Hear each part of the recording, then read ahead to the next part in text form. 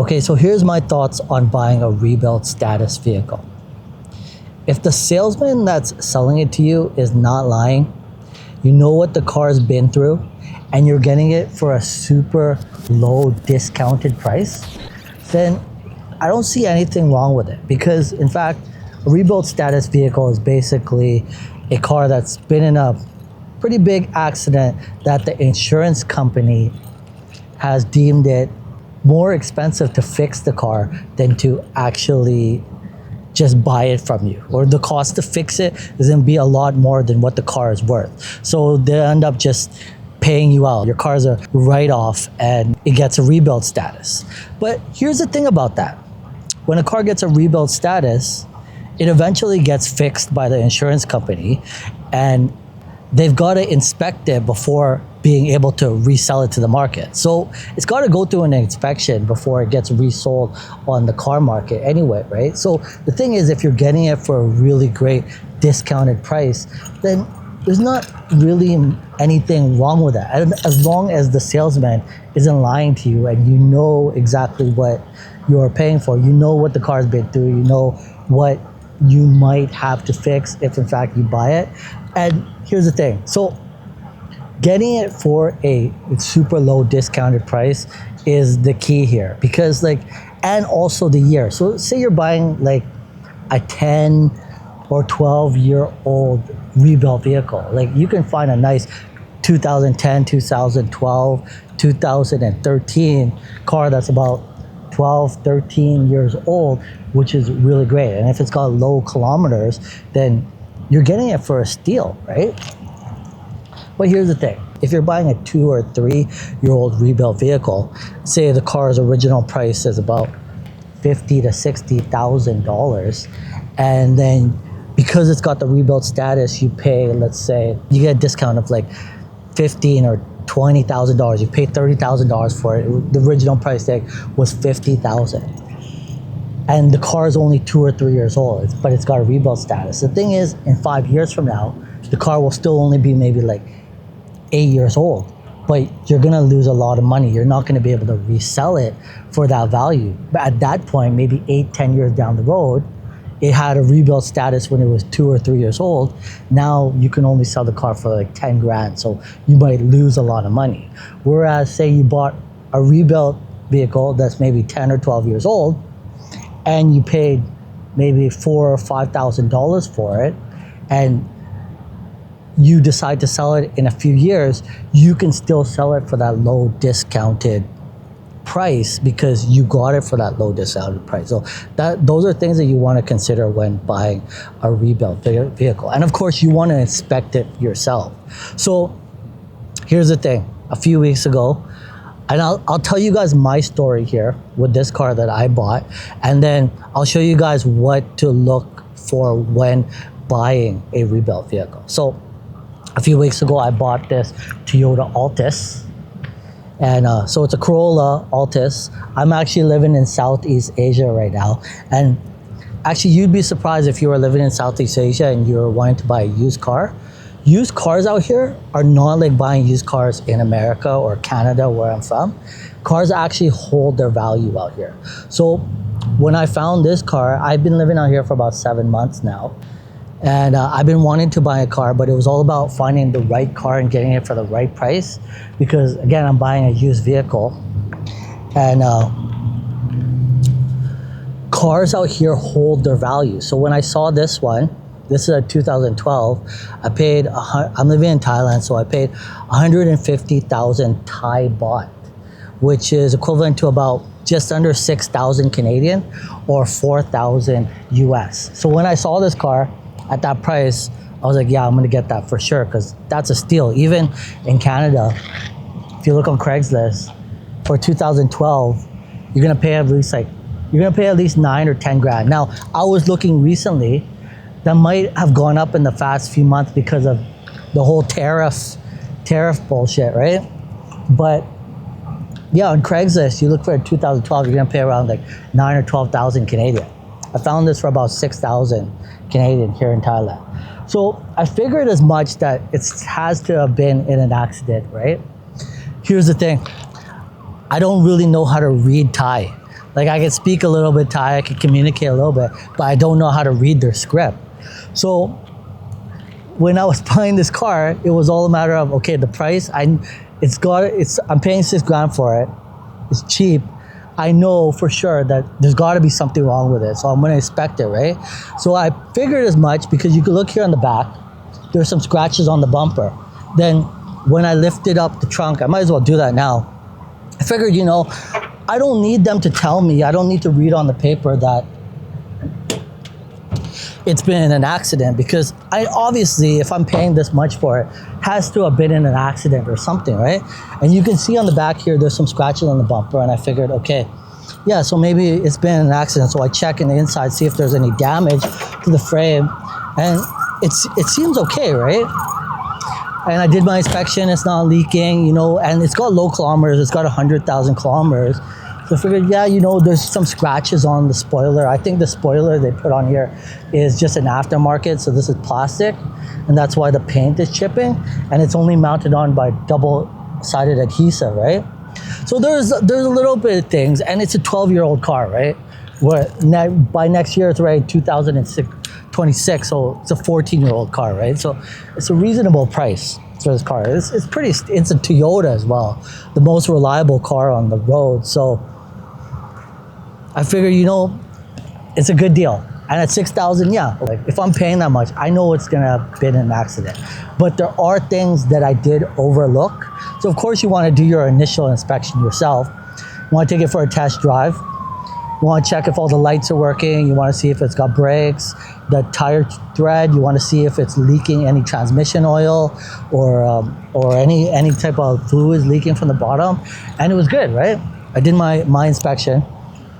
But there was one thing that I didn't look, that I overlooked, and now I'm seeing it and I can't unsee it. And I'm gonna show you guys, so that when in fact you're buying a rebuilt vehicle, these are things that you wanna look at. Now here's the thing, even if I knew about it and I saw it from the beginning, I think I would have still bought the car, because it's such a low price. I would have still bought it anyway, right? But it's better that, and they probably would have told me, but the thing is, because I don't read Thai, and I can communicate, but it's not really the best. There wasn't a lot of talking involved. It was just like, yeah, this is a cheap price, I'm gonna buy it. But no, the engine is good, the car is good, but there is things now that I just can't unsee. So as you guys know, if you're watching my videos the other day, I was changing my lights. I changed the stock lights, I put HIDs in there, right? So one thing that I can't unsee now, and I put 2 and 2 together, is that maybe the accident is a lot bigger than I think, and that's why the car is so cheap. But you know, it drives good, the engine is good, it's got low kilometers, so I'm happy at the end of the day. But I can't unsee it now. If you see it, you can leave in the comments, but anyways, I'm gonna tell you. So if you look at the hood, you can see that the hood doesn't close flush. You can see here it's a little bit tighter right here, and then as you go, the seam inside gets a little bit thicker, and so the hood of the car is not flush. It's a lot tighter here, and then it gets bigger, and that's because it's probably, yeah, the car's probably been in an accident, so the frame is probably a little bent. Because if you get into a car accident, even the smallest like fender bender, that's enough to bend the frame of the car. So that's probably the reason why this car was so cheap, that the accident was probably maybe a little bit bigger than what I thought. But of course, if the insurance company is paying for it, it's got to be inspected to be put back on the road. But you can see that, and now I can't unsee it. When this is closed, that's a little bit bigger. So that says that the frame must be a little bit bent, because it probably was in an accident, let's say here on the left-hand side of the car, so it bent the frame. And so I was saying, when we were looking at initially in my earlier videos, I'm not sure if that body kit in the front was stock, because this is a stock model Toyota Altis. It's the 150. So if you're thinking why my Corolla doesn't look like your Corolla in the United States or Canada, because out here in Southeast Asia, the Corollas are the E150s. And in Canada or America, you guys have the 140s. That's why my Corolla here does not look like the Corolla in the United States. This is pretty much a Lexus. But anyways, I was saying that the body kit, I wasn't sure if that was stock or not. It looks clean, right? And then, so I wasn't sure, but then towards the back, I said, okay, yeah, I don't think this is, I don't think that's stock because there's a rear diffuser on the back, right? So I was thinking, yeah, maybe the previous owner put a body kit on it. But now I put two and two together because the hood is not flush, that this must have been in a bigger accident than initial. And what led me to this big conclusion is because I was changing the lights in the front, I was like, I have fog lights, right? But the thing is, so I have fog lights down there. So I was like, well, how do I turn the fog lights on? Because I'm going to change the fog lights, right? So I'm looking in the inside, but I don't have actually a switch to turn the fog lights on in the car. So I thought, okay, so maybe the previous owner installed those fog lights and he doesn't, and he didn't know how to wire it. So they're there, but the wiring is not in there, right? But actually, I checked, and the 2012 model is actually stock, comes with headlights. But why don't I have a switch inside the car on my steering shaft right here? And I put two and two together because this car is probably in an accident, and maybe something was damaged with the wiring. They replaced this because again, they're gonna fix the car before it goes back to sale. Well, probably when they replace this shaft, so this is the control shaft for the lights, they put an older model shaft in here that doesn't have the switch for the fog lights.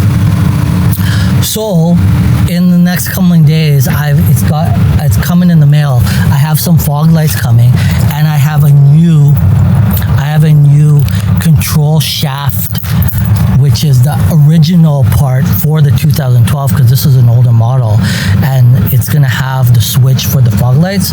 So I'm gonna be able to put my fog lights in there. So stay tuned for future videos, guys, because I'm gonna be replacing that, and I'm gonna be putting in some fog lights in here. Yeah. But so why I'm telling you guys this is because you can clearly see these kind of things. If you look, if in fact you're buying a rebuilt vehicle, you don't need somebody to tell you these kind of things. You can actually see these things. And if in fact you know these things and the salesman is not lying to you and you get it for a cheap price, it's not such a bad deal, right? So this is, yeah, 13-year-old car. I paid about 6,000 Canadian, that's 4,000 American, right? In a few years, if I wanted to sell it, I think I could still sell it here in Thailand for that low price, as opposed to if I were to buy a rebuilt car that was newer, 2 or 3 years old, and that's what, like, let's say it's a $60,000 car, and because it's been an accident, they take out like $10,000 or $20,000. 5 years from now, you might not get that. You might lose a lot of money. So it depends on the year of the car. And then, so if you're buying a rebuilt vehicle and you know it's been an accident, they're not lying to you, and you know what it's been through, then it's not such a bad thing if you don't plan to sell the car over time. But again, for what I paid, I'm still pretty happy with the car, right? I don't think I overpaid for it. It's got good transmission. It's not leaking anything. It drives good. It's got low kilometers. But now I can't see it. I can't unsee it. So if you ask me whether or not I would have still bought the car, if I saw that before I bought it, for the price that I paid for it. But yeah, those are things that you guys want to look for, because again, if you buy a rebuilt status vehicle, the insurance company pays you off because it costs more to fix the car than what the car is worth. But eventually they fix the car and it goes back onto the market, right? So it's got to go through an inspection before it gets resold, right? So the engine is good. It drives pretty good. Kilometers are low. You know, it's clean on the inside. If you guys are thinking, it's a stock Toyota Corolla, it's a Lexus inside. I've got leather seats. The interior is clean. It's good. There's nothing wrong with it, right? But now I can't unsee because I was changing the lights and I put in the HDs. I can't unsee that hood is a little bit crooked. So those are things that you guys got to look at. Anyways, catch you in the next one.